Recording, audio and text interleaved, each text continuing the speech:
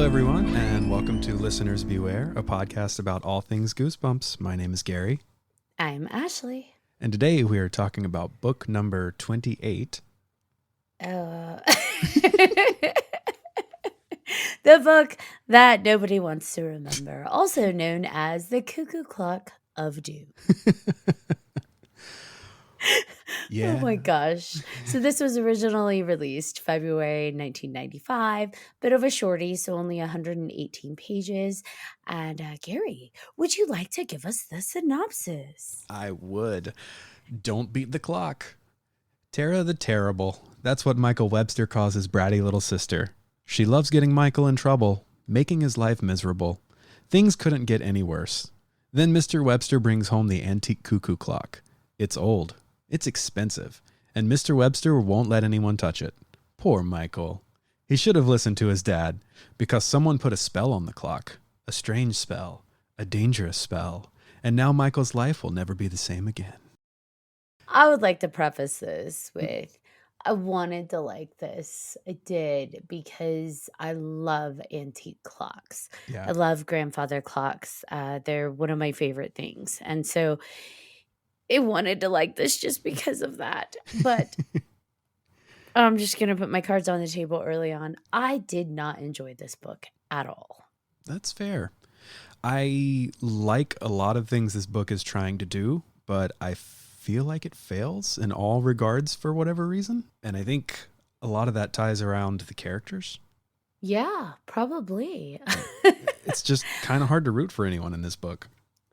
I mean, honestly, I didn't mind Michael Webster too much, being that he's approaching his 12th birthday and he's excited for his birthday. I actually felt really badly for him. Mm-hmm.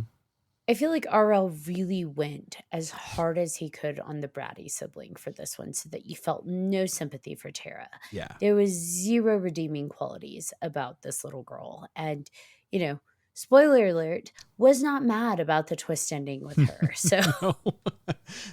I completely understood where Michael was coming from. Mm-hmm. It felt very deserved. Yeah, Michael is just a victim, but man, he front loads the emotional turmoil of this book. And it's, I don't know, it sets the whole thing off on just a really weird foot for me. It was just an exhausting book, Yeah. to be honest. Like, there was nothing fun about it, in my opinion. No kind of, ooh, what an exciting, tense adventure. This is one of those moments where I do wish this had been a little bit more of an adventure book because it was suffering from just the same constant note. It felt like the same Tara's a bully, Tara's torturing him. Here we go again. Michael's like, here we go again. And it just was not fun. Yeah. Yeah. I'm glad this was a quick read. I didn't like it. I know. And I think that wraps up this episode. So thanks everyone for Yeah, thank you for listening in. Yeah. We appreciate you. We adore you. We love you. This Tune in book? next time. Not so much. No. It's just even the parents Mhm. were not good. I mean, it's clear Tara's tormenting him. Even as a parent who's busy and maybe a little oblivious, it's pretty obvious what Tara is doing. I mean, for example, the part in the garage where she snatches his bike from him, gets on it, drops it, scratches it. Even in that moment, as a parent, you'd be like, whoa, that's his present. Leave it alone. And instead, they're like, oh, poor Tara. Yeah. Like, these parents were pretty awful too. Yeah. Yeah. And that plot twist at the end ain't going to change them, I don't think, unless, they were completely different prior to her. I will say, I think that it might, Yeah. because we get a small glimpse of it, for readers that haven't read this or it's been a while. He's going backwards in time. We're skipping over the whole thing. Yeah. They get the cuckoo clock. He wants to get Tara in trouble because she's always somehow getting out of trouble, and he somehow always becomes a scapegoat, even if he's not present. And so he decides to twist the cuckoo clock's head around the little bird in the cuckoo clock to see if the blame will be placed on her. Time starts going backwards, and it's like, oh, that's fun. Like you said, like, okay, that's a neat idea. Yeah. Time is reversing. And there is a moment in time where he's pretty young. I don't remember how old he is, but he's pretty young. He's in a crib, I believe. Mhm. And his dad is being really affectionate and sweet to him. And the mom is being very nurturing and caring. And it's like, oh, you actually did used to be nice to this kid. Right. Yeah. Maybe he changed when Tara was born and he became secretly the terrible one, and we just only get his revisionist history of everything. But I don't care enough to dive into that theory. So I mean, don't get me wrong. The parents were still assholes. yeah. I mean, he's got a small, I wouldn't even call it a big deal. He's just a little delayed in his speech, right? And his dad's like, he's slow. We should get him checked out. Like, what the hell, dude? Right. It's not cool, Mike's dad. Mike's dad. Not cool, Mr. Webster. Mr. Webster, thank you. My brain quit for a second. It's all good. My brain quit during this book. I get I it. don't think it's recovered. Yeah, it's like when this is happening initially, it's like, oh, is this like a Groundhog Day scenario? Like I'm trying to figure out what RL is pulling from. And as we go along, I'm realizing this is just a story told in reverse, which we've learned from TV shows like Seinfeld. When they try to pull this, it usually doesn't work for whatever reason. And I think that's similar here. Yeah, it just wasn't enjoyable. And there are certain parts that just weren't believable. At some point, he goes to find the antique shop and break in to fix the clock, and he gets a brick. Yeah. And this is as his, 4-year-old self? That he gets on a bus. So the fact that the bus driver is like, okay, cool, go ahead, get on the bus, little kid. Mm-hmm. And he makes his way downtown, picks up a brick to break through the storefront. His dad comes upon him and is like, hey, what are you doing here? You came to visit me? Aw, cute. And it's like, so many things wrong with that. Even in the 90s, okay? Even in the 90s, if your 4-year-old was on a bus downtown near your work, you'd be like, what the flip? And then you see your 4-year-old posed with a brick over his head. Right. Facing a storefront. It's not, oh, what are you doing here, Mikey? It's, what the fuck are you doing, Mikey? Right. You're about to... Right. You can't tell me his dad's that oblivious. He doesn't see his 4-year-old pose to throw a brick through a window. Right. Unless his assumption is just, oh, he would never do that. I raised him better. Sorry, yeah, Mr. he was Webster. going to throw it at the ant on the ground. Yeah. He was 4 when that happened, right? No, he might have been older. 2nd grade. How old is he in 2nd grade? 7. So he would have been about 6 or 7. Oh, so still. I mean, still, 6, 7 is even worse. Your kid is older and posed, prepped to break a storefront window. Yeah. And he's just like, oh, Mike, what are you doing? And, oh, you came to visit me. I love you too. Mhm. Again, if I caught my child in 2nd grade downtown, even without a brick in his hand, I'd be like, how the hell did you? I have questions. Mm-hmm. How did you make it this far without anybody stopping you? So Right. Yeah. I remember reading that part and just being like, oh, hold on. So it's funny that, I mean, I guess it's not funny. It's just, if it's striking both of us the same way and we're not even having a conversation about it in advance, it's like, yeah, this is a tone deaf scene. just a little bit. A little bit. I feel like there were a lot of tone deaf scenes. Yeah. Like, I think the idea on paper, kind of like I said earlier, is neat. The idea of jumping back to different points in your life and like being a prisoner to yourself, waking up as a baby and having your 12-year-old brain, trying to make logical sense of everything when you can barely even form words.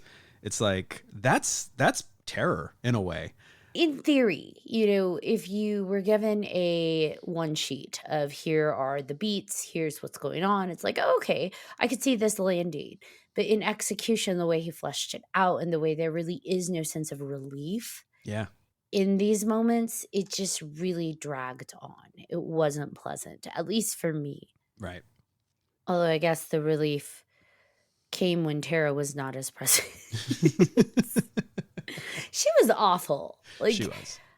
it just the fact that not once but twice he had to relive himself going up to change into his costume and then her letting in the girls into his room to see him in his underwear, that's just awful. Mm-hmm.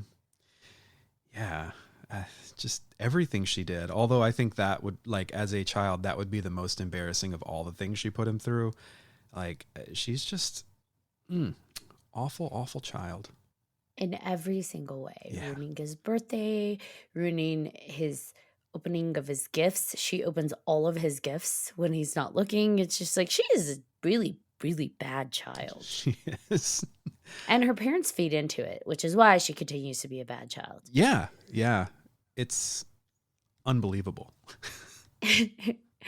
Now, I do love that we do get just one moment of his birthday when he flashes forward back to his 12th birthday because, yay, he fixed the clock. He twisted the head back and he gets his happy birthday, right? Right. He gets to eat his cake. His bike doesn't get scratched. He gets to find out that Mona has a crush on him and yay, maybe a little romance in the future.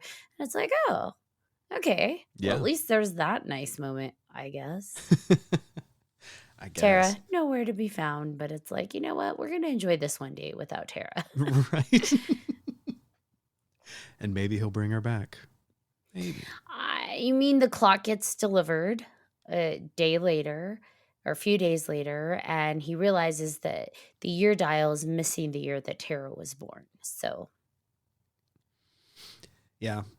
I mean, I don't even know how he would go about changing that, right? Like to go back in time and be present in his young self, but also stop baby him from knocking that year off the clock, which erased her. It opens up so many potential time holes that, there's really no way to save Tara. well, look here, Doctor Strange. Because he could reverse the head again, right? Sure. And then let time go backwards until he gets to the point where he can not knock the dial off. True. But at this point, it's already done. How do you have to go back prior to the baby time because he knocked it off when he was a baby. And at that point, he's not going to be able to walk. He could barely walk when he got to the clock the first time to fix it in the shop, right? When he fixed time. I don't know. Now I'm going to jumble my words. But when he went to fix the clock and twist the head back around, he was already barely able to walk and barely able to push the chair up to the clock to reach the bird and do all these things. And that's when he knocked her dial off of her year. So at this point, it's like damage is done. Terror's gone. Just proceed with life, friend. Right. Just be happy, bro. I mean, essentially, he'd have to go back to prior to when that moment occurred. Or not prior. Blah. See? Time loops. My brain. It's exploding. He'd have to go to the moment before that occurred. So he'd have to go slightly before when the clock was broken. Now, would that be after he was a baby because it was still there and he hadn't broken it yet? Or would it be before he was a baby because the clock was still intact and that moment had not occurred yet? Could it be before or could it be after? I don't know. If it's before, I mean, at the rate that time started jumping, and that was another thing that bothered me was that, like, there was no consistency to these time jumps. It wasn't like, unless it was cutting time in half every day, but that wouldn't really add up because at the beginning he only jumped a few days and then a year and then two. Well, maybe it does. I really don't know. I don't think it adds up. Yeah, it was just sort of fitting whatever the story needed it to, and that's a little bit lazy in my book. Yeah, that's right, folks. I'm rewriting this book. Yeah, it starts to get really confusing when we go over the timelines of things because ultimately the knob wasn't broken prior to him going to that specific point in time.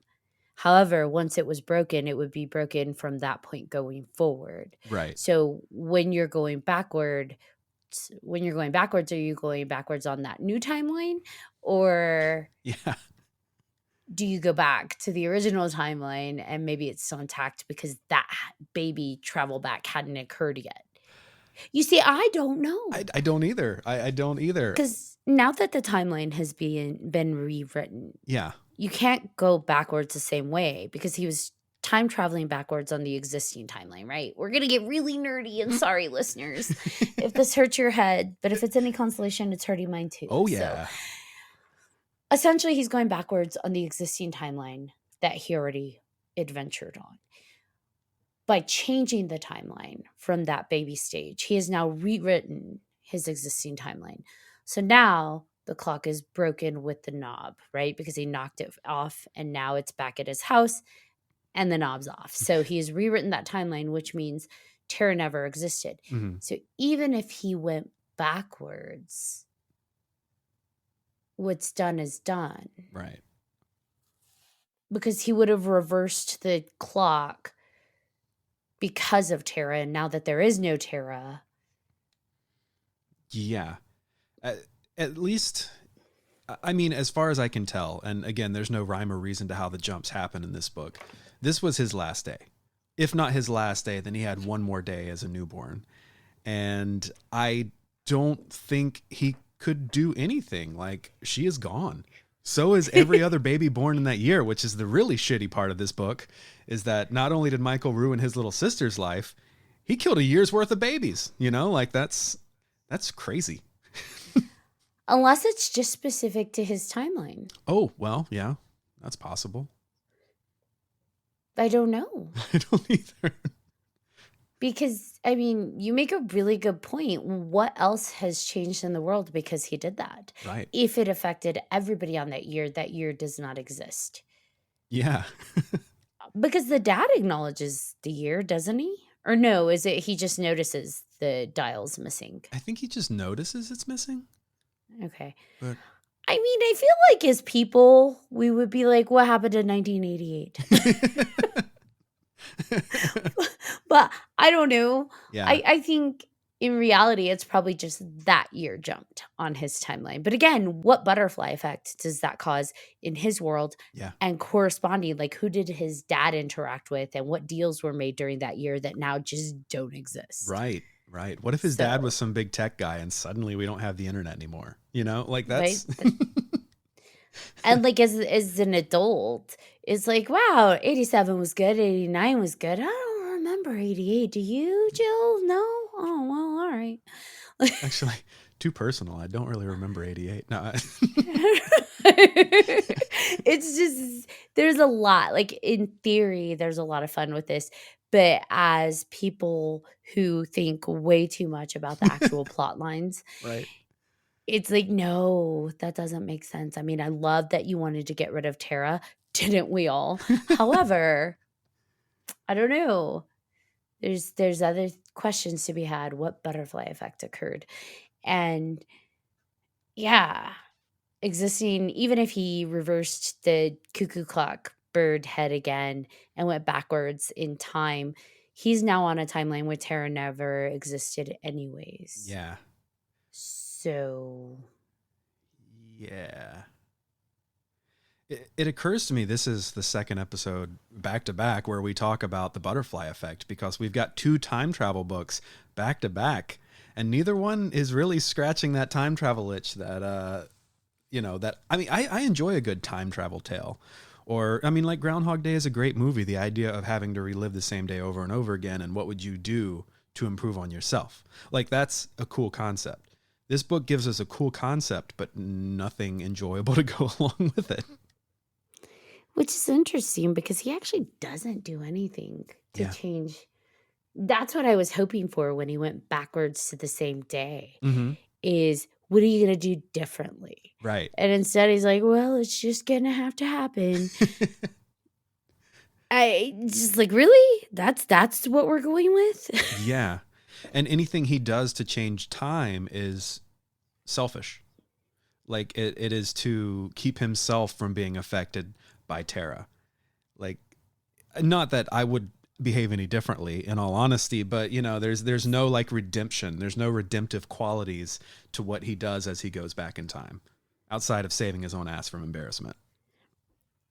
But I think even that was okay. I think RL villainized Tara enough that he didn't need to necessarily be redeemed Yeah. because it's like people could relate, people could understand. As an adult, I got it. I imagine as a 12-year-old reading this or whatever age I read this, it's like, get rid of Tara. We don't like Tara. She needs to go. She needs to go. Tara's got to go. Tara the terrible. Tara the terrible. Tara the terrible. Yeah, this is I don't actually know. one of those that I did not remember until I started reading it. And I was like, oh, I have read this book. Definitely read it. Definitely saw the episode. Mhm. And I remember I didn't like either one. Funny how time doesn't change things. Sometimes. How many times do you think we can say time? Including this time. So, apologies, listeners, for this episode because clearly we did not have fun with this book. It's very different than our usual episode, but like it's what we're feeling, right? So I mean, at least we're being honest. It's Yeah. just hard to have a fun conversation about something it just genuinely did not enjoy. Yeah. Usually, you know me, I'm like the RL advocate of, well, look at it this way or from this perspective or that message. And with Right. this one, I'm like, gosh, I got nothing. Yeah, so there wasn't anything you enjoyed in the whole book. And saying no is okay. I'm just asking if there was any particular highlight for you. No. Okay. What about you? Was there something you enjoyed? I mean, I know you liked the general concept, but in That's- terms of the actual execution, was there anything about this book that you enjoyed? I think I enjoyed the idea that it created in my head, which was probably more intense than the book itself, of being an adult trapped in an infant's body. Like that's scary and fun. And I did sort of like that part of the book. If there was any part of the book that I enjoyed, it was that idea of like, okay, how do I get my tiny baby legs to get me where I need to go and solve this issue before I erase myself from reality? I will say that was the best part of this entire book. That one scene was probably the most genuinely horrific and intense Yeah. part is when they are in that last scene of the antique shop, last time backward scene, and he's trying really hard to get away from his mom and then to get the chair to the cuckoo clock and not be noticed by the shop owner. And then when he is noticed, right, he's like, oh my gosh, hurry up, Bird, I gotta twist it. And Yep. that scene was very well written. And Yep. that to me was probably the most goosebumps scene in the entire book and probably in the last few books we've read. I would agree with that. Yeah. Yeah. That felt like a nice return to form. However, it just came too little too late. And then it kind of just went back to where it was. Yeah, exactly.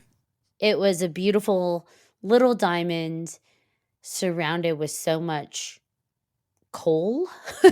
that it's really hard to focus on and remember that diamond. But I will say that specific scene was extremely well done. Yeah. Yeah. That's all I got. Outside of that, it's just You got one redeeming. Yay, we did it. We found it. see, we're Hooray! not totally negative on this one. Just like 99.5% negative. Go 0.5% of us. Hot dog. So then for the TV episode, how did you resonate with that? Well, I was glad it was just 22 minutes. I thought that they told the same story. They condensed a lot of fluff. But the thing that doesn't quite work for this is that they didn't make Tara quite as terrible. She's a bit of a shit, but not like in the same sense that she was in the book.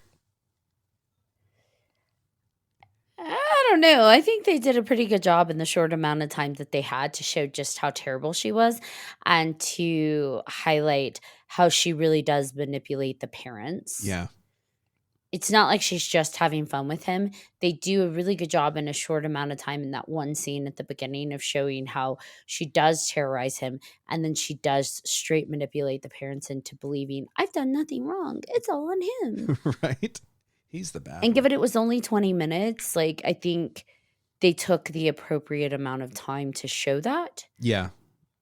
Yeah, and they dodged the scenes that would have been trickier, like him breaking his arm or him in his underwear, which you couldn't do in a kids' TV series. We go back to the bathtub in Go Eat Worms. You know, like there's just certain things that have to be cut for television. And I thought, I thought it was fine. It wasn't a bad episode by any means. And if I had to choose one or the other, I would definitely watch the episode.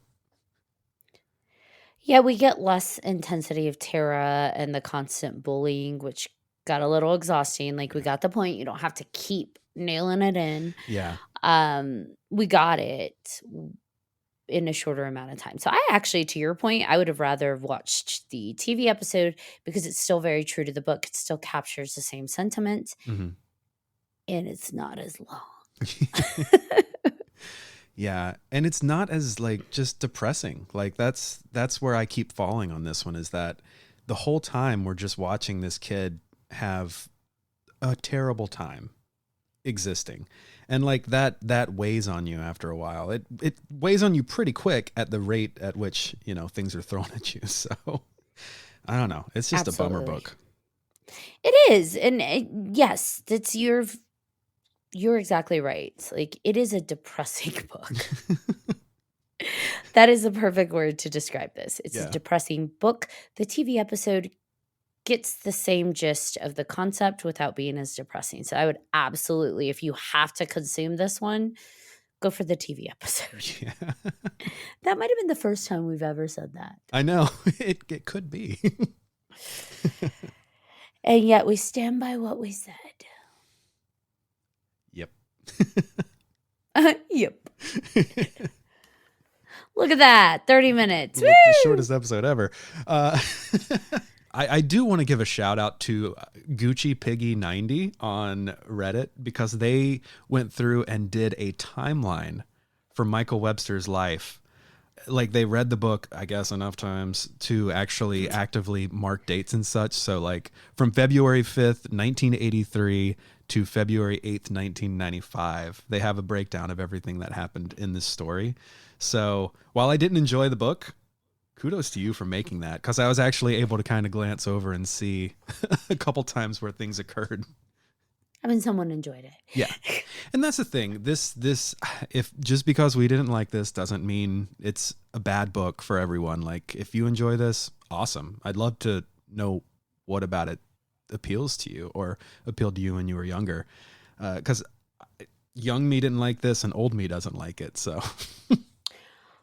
I will caveat. Oh. Goosebumps season 1 of the revamped series with Justin Long, they actually introduce a segment of the Cuckoo Clock into one of their episodes. So each episode is a play on one of the traditional books and incorporates it in some way. There is an episode on the Cuckoo Clock, and it takes place at like a high school party.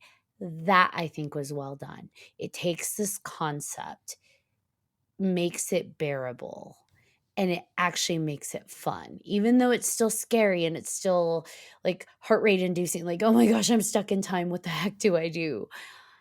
It does what this book didn't do.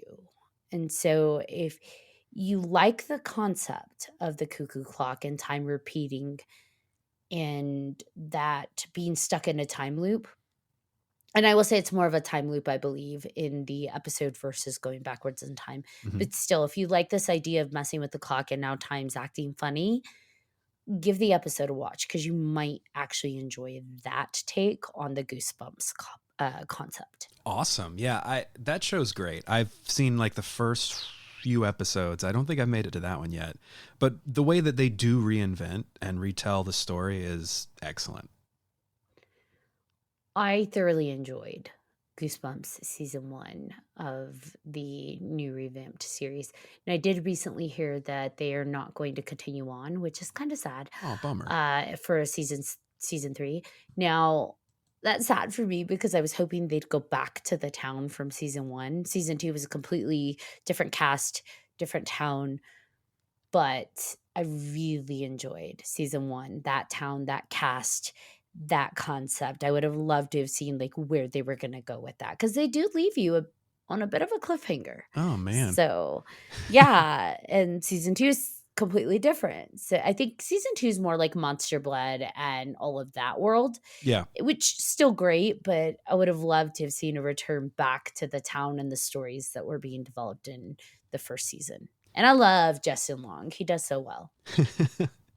Yeah, it was I really like the idea of paying homage to these books while not focusing a whole episode on one book. Because, like we already have Goosebumps TV series from the 90s to do that. So like giving us something fresh and new, like they did with the Jack Black movies and like, they did with this series is very welcome. Yeah, the ability to really intertwine and marry in the stories with one another so they exist in the same universe. We've talked about that. Yeah. Like, do these all exist within the same universe? And the fact that they did that, Yeah. they took these stories and these different elements of these goosebump archetypes, if you will, and they really wove them into this fun, modern concept. I don't know. I really liked it. I was Yeah. hoping they'd continue on with that, but Yeah. darn. Curse you, Disney. Cusses. Cusses. So It's so weird that Disney is like owns Goosebumps now, or it's they're connected. It's just such a strange thing. which means they could have done better. No, I'm just kidding. You got that mouse money. You got the mouse money. You can make this happen. Come on. Chop, chop, mouse. Now, if you could change something about this book to maybe fix it, what would you do? Oh, we haven't done this in a while. Yeah, since we usually do it with the ones we really, really just don't connect with. So I say, why not? Yeah. For this one, since we really don't like most of it, what would you do to make it better? I would have provided more levity. And I'm not sure how you do that. Like the story itself, the beats that it has aren't horrible, but I would do less of the shitting on life and do more of the I don't know, like just do more of the fun, more of the good like horror tension stuff that we get in the third act and less of the torturous buildup. And I don't know specifically what I would change, but I would probably just cut out some of the scenes where Tara is awful. Yeah, I feel I would have definitely cut out quite a bit of the fat of Tara's terror. Give a scene or two, just really lean into it on those 2 scenes so you're like, "I got it. Yeah. Understood. She's awful." Yeah. And really, my twist probably yes, in agreement with you adding levity. I'm not quite sure how, but adding just some levity would have been potentially also versus the twist of her being gone or just her being gone is when he twists the cuckoo clock's bird head back facing forward. When he skips forward in time, now he's going forward. Yes. Now he's in the future. Now he's in, Yeah. like, Yeah. wait, how am I 16? Oh my gosh. That's a great Or like waking up idea. and being like 32. And it's like, what is a mortgage? I don't understand. Like the true horror. Yeah. You have to do your taxes. Yeah. Oh no. That's the closing line of the book. You ready to do your taxes? Just sobbing. Right. The real world horror that we face every day. Exactly. The horror of adulting. Mm-hmm. Yeah, no, I love that. The idea of maybe we spend less time getting there and then spend more time catching up. And then even, overshooting and going into the future. That's such a fun idea. Or even like a further overshot. Like not even being in a different version of yourself, like your adult version. Like, imagine he messed up the clock so badly because he knocked the little wheel off, right? So, what else has he done to time because he broke that piece? Yeah. Versus just getting rid of Tara. Like, he twists it and then he wakes up and he's like, "Oh, I'm back in my body. Yay, I feel a little older." Like, Yeah. maybe he's 16 or whatever. He goes outside and there's like spaceships and like aliens walking around and it's like, "Oh God, what did I do?" Oh man, that would be great. Cuz then there's a little bit of levity in that too, right? Yeah, yeah. Suddenly he's at Camp Nightmare. Right? Different planet altogether. Yeah. So, I don't know, it just coulda been a nice tie-in to another one of the books, but Yeah. yeah, definitely doing something really extreme, like, if you're gonna go for it, flip and go for it. Yeah, absolutely. Absolutely. I love that. That's so much more fun. There we go, look at us fixing it. You're welcome, RL. No, I'm just kidding. I don't know, there's just it coulda gone so many different ways, Yeah. and yeah, it went the exhausting route. Yeah. Yeah. They can't all be winners. But can't they? Perfect world. I do love, though, that they imply it's better off without Tara because even when she's a baby, she's still being awful. And he's like, I wonder if she was nicer when we were smaller. And then it's like, nope, she's still evil. Tara Down with still Tara. sucks. Yeah. I don't know. Is there, because this is the, it's playing with the time travel concept and broken time loops. Is there a book or a film that really does time travel well for you? Or like is your favorite? Like this is the pinnacle of how you do time loops or time travels. I know you referenced Groundhog Day, but is there something else? I think I know it's sort of the cliche answer as being a baby of the 80s and 90s, but I think Back to the Future. Yeah, that's what I was going to say. Back to the Future. Specifically the first one, because the third one doesn't do it right. But I see your face. Are you a huge Back to the Future 3 fan? Are you hating on the Wild West? I will have you know, I love that one. I do too, but it's just not as I wouldn't call it like a nearly perfect movie like I do the first one. No, absolutely not. It's fun, but it's Yeah. not like the first at all. Yeah. But I think Back to the Future really it's just like every beat of that movie is iconic and they do such a good job.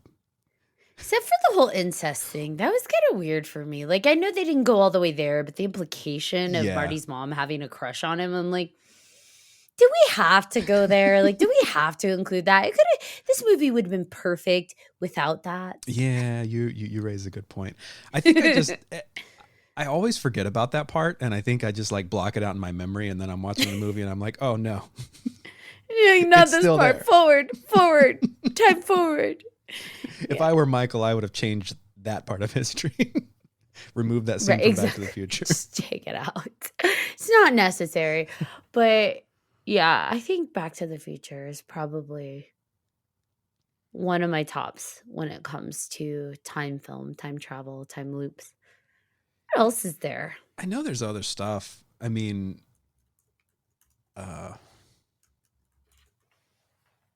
why am I struggling here? Oh my gosh, you know which movie I loved? What's that?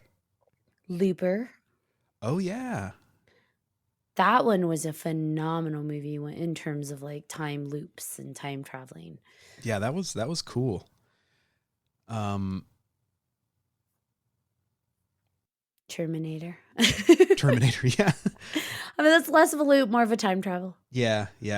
I mean, I don't think you're going to get a better example than Looper in terms of time loops. Looper is phenomenal. For anybody that's never watched Looper, Joseph Gordon-Levitt is phenomenal. Yeah. Up until Looper, I wasn't a huge Joseph Gordon-Levitt fan. Mm-hmm. Like, I enjoyed 10 Things I Hate About You, but he wasn't my favorite. But when I watched Looper, I was like, holy cow, man, you have some acting chops on you. Yeah.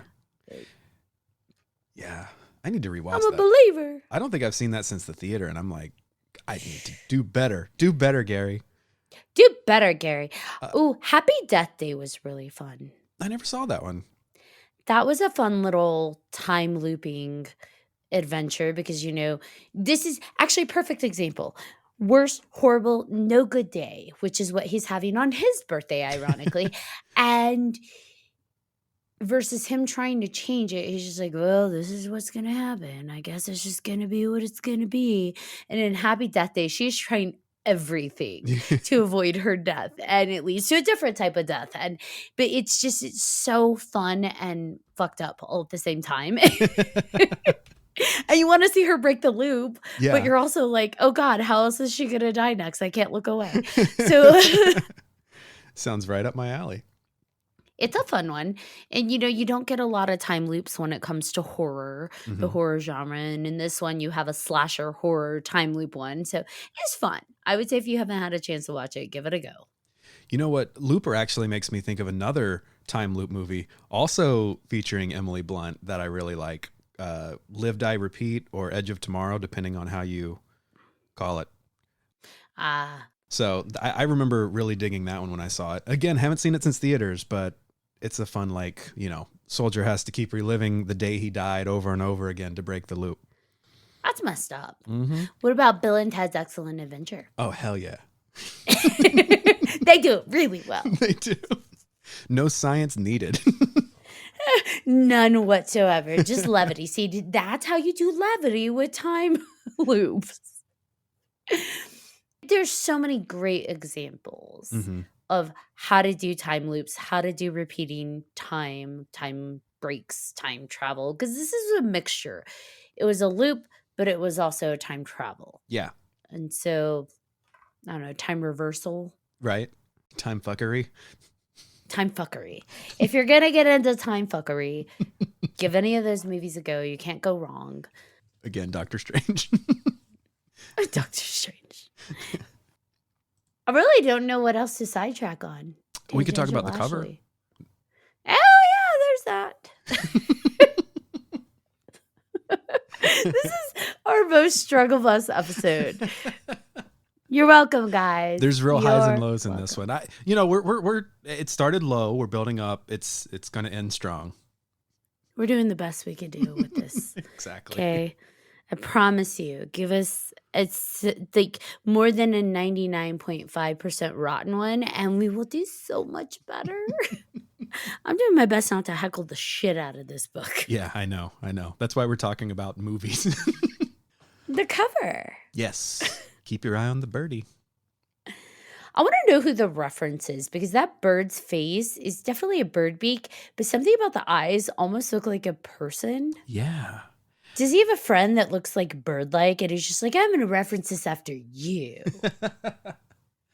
I mean, most birds have solid black eyes. So the fact that there's like blue in the iris of this one, and I know some birds do have lighter colored eyes, but that gives it a very human look. And something about the poof on the head, it's giving it a very human head. Yeah. Birds' heads aren't that round at the top. No, so, you're right. Again, I'm kind of wondering, I'm like, Jacobus, who did you reference this off of? Was it one of your friends? And you're like, look here, you little bird beak. I'm going to make you my next cover. Yeah, I love the fisheye sort of look of everything, the way that nothing is really aligned. Everything is sort of at an angle, which is unique. Yeah. It's an interesting. I mean, I like it. I think it's a solid cover. It's definitely Tim's. Yeah. I think. I can't find a signature. Can you? No. I guess I didn't look that hard. No, I'm looking and I don't see it either. It's not hidden anywhere that I can see. Uh-oh. Tim. Or he did it in the corner and they covered it with the outline of the title. Yeah, that's most likely the case. But I don't know. He's claimed credit to all but 2 of the covers, and we've already seen both of those covers. That's true. I guess he did. Okay. I mean, it does feel like his work. It's just strange. It does. It looks like a Tim Jacobus artwork. Maybe it's just covered. Yeah. But yeah, I don't see it. Yeah, I don't either. Who knows? is. But it's still cool. It's not one that I think of, like, just in terms of iconic covers, but I like the green hotspot on it. I like all the things that make it a Jacobus. The carpet definitely stands out, the very bright red carpet, because you've got a bunch of cool colors, and then you've got the red carpet, There and it then the is. bright orange yellow bird. Is it on the bird? It's not on the bird. It's actually not on the book cover. It looks like it was edited out of the book cover. But if you go to Oh, the actual image, which is down under artwork on the wiki page, if you look at his original painting, it's in the carpet in yellow. It's very obscured and hard to see. oh, I see it. They edited it out. Yeah, isn't that weird? So it's interesting. In the original artwork, the carpet's also less bright red. So they edited his signature out, and they made the carpet much deeper red. Yeah. Yeah. And They only added when some you warmth into it too. The bird's more orange. Mm-hmm. Yeah, I like the original artwork a lot more than what we actually got on the book. You know what's interesting? If you zoom in enough, knowing where it's at Mm-hmm. on the actual cover, you can still see it very lightly. Really? Oh. I think because they deepened the saturation and the warmth of the overall image, because it was so light to begin with, it Wow. pretty much made it almost non-existent. But if you look, zoom in knowing where it's at, Yep. it's still there. I see it. That's crazy. We found it. We found Waldo. That's Holy cow. wow. We found you, Jacobus. Trying to hide from us. That Yeah, was not my favorite cover. no. Obviously a Tim cover. Yeah. You know, his classic uses of the highlights, hot spots, the contrasting colors to really exaggerate it. Like you said, the fisheye perspective. In this case, though, it's really interesting because versus going from bottom up like we would from a kid's perspective, it's going top down. Yeah. This is like Mr. Webster looking down on the bird as opposed to the kids. Yeah. Interesting. Wonder why that perspective. Probably just so we could get a better view of the cuckoo clock, the bird. Maybe. But I don't know. I like it. I don't love it, but I like it. It's fun. Yeah. It's a fun one. Would I call it iconic? No. No. But like when I think of covers of Goosebumps, this isn't going to be one that automatically comes to mind. However, seeing it is like, oh yeah, that's a Goosebumps book. Yep. And I mean, just to end it on a high note, it's my favorite part of the book. I don't disagree. But now that we've fixed the book and we've changed the ending, it's a much better experience. I agree. We're great revisionists. Aw, thanks. We should go into business. We should. Goosebumps We revisited. are Goosebumps ghostwriters. Now, speaking of Goosebumps books, what's our next book? We're going to be adding another book on to a pre-existing duology, making it a trilogy. Will it become a quadrilogy? I don't know. But we're going to be talking about Monster Blood 3. Numero tres.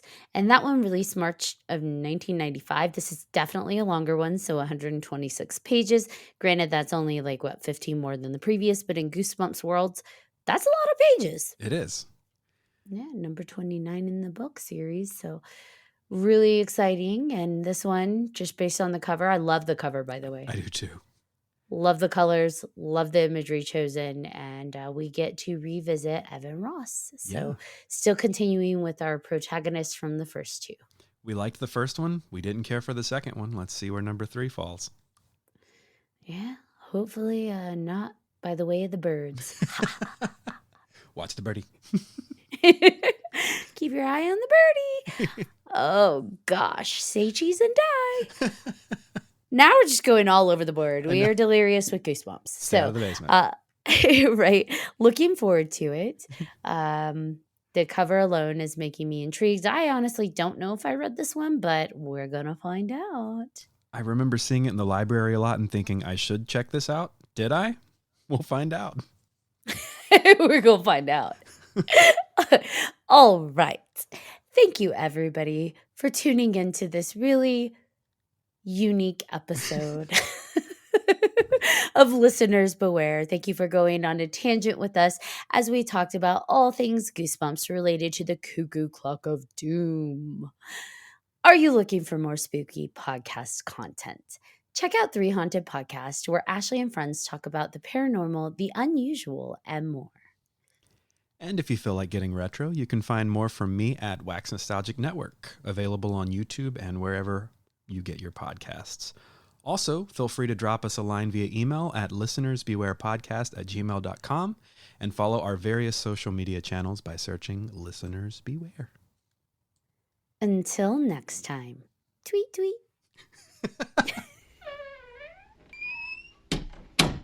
Being a prisoner to yourself, especially whenever he's a baby, waking up in the cage, waking up in the cradle. Yeah, no, I love that. The idea of maybe we spend less time getting there and then spend more time. Doctor Strange. Do the Doctor Strange hands. I'm just bumping into everything today. Yeah, what's going on with you? I'm very drunk. I'm very drunk. Oh my gosh. It's 12 o'clock. I've been partying hard since I survived the rapture yesterday. We all survived. Hooray. There's some I wish did not. Tara.